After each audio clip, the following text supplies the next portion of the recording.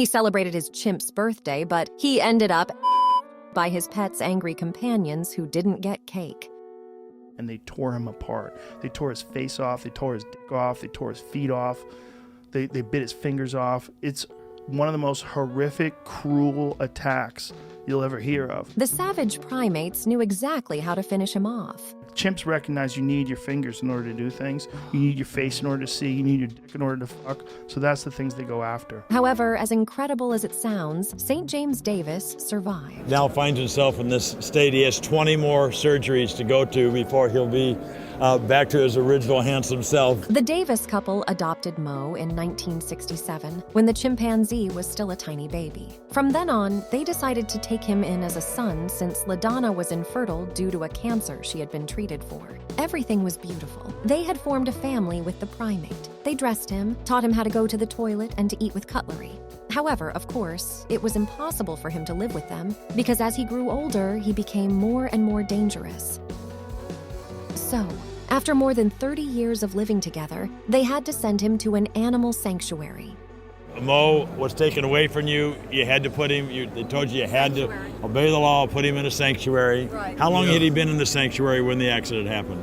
About 4 years. About 4 years, and you'd been visiting him. How often were you visiting him? A couple times a week. On March 3rd, 2005, St. James and LaDonna came to the sanctuary to celebrate Mo's 39th birthday. So this guy goes to visit the chimp and he brings a birthday cake. Happy birthday, buddy. And the other chimps that are in cages right next to her are like, this motherfucker didn't bring me a cake? I can't believe this. In a matter of seconds, the situation turned into a bath. We were in a quiet little area that just the two of us, and when I looked around, I knew we were in trouble. Yeah. And they came after you first? Yes, I was between them and James, and they came at me first and got my thumb, and he pushed us apart, and I went backwards. And when I went backwards, they went after him. Otherwise, I probably would have gotten the blunt of the attack. And I got another chimp bite my fingers one at a time.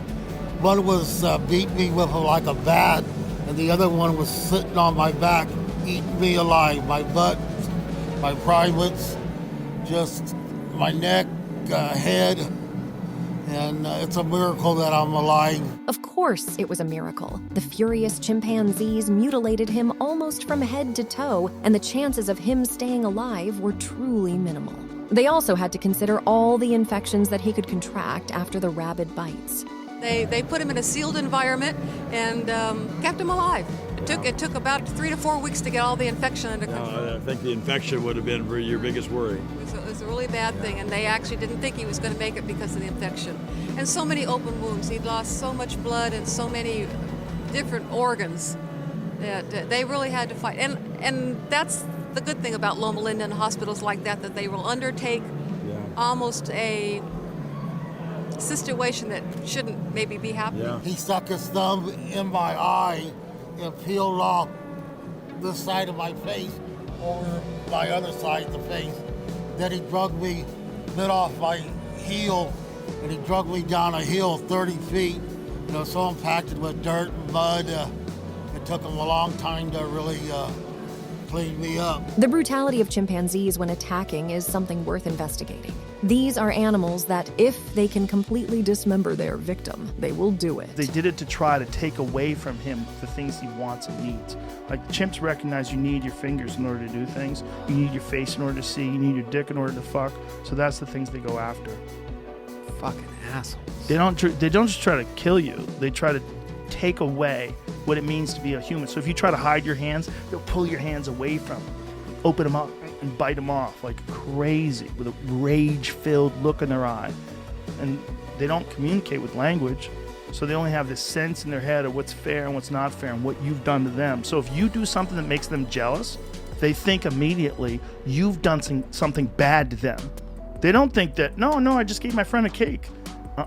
You made them feel bad, so it's you. You made them feel bad, so they go right after you. The truth is that the life of St. James and LaDonna changed forever after the chimpanzee attack, but they never gave up their love of cars. Now finds himself in this state. He has 20 more surgeries to go to before he'll be back to his original handsome self. But he is a car guy. I want you to hear this story as I saw him coming through the hallway here. I'm talking to him, not even realizing that this is the man that we have followed his story. I followed every story, and I have prayed for you guys. My wife has prayed for you guys. And hundreds of people have. Thank Oh, goodness. we know it well. Appreciate I the think prayers. St. James Davis had to undergo more than 60 reconstructive surgeries to regain some of what was lost during the attack. And even though they had the opportunity to do so, they decided not to sue the animal sanctuary where Mo was. As for him, they lost his track forever in 2008. The last time he was seen was wandering near a house near the sanctuary where he was, and then disappeared in the San Bernardino National Forest. The truth is that all this demonstrates the dangers to which humans can expose themselves if they want to keep a chimpanzee as a pet. Because sure, at first they can be very cuddly when they are small, but once they grow up, they are extremely risky.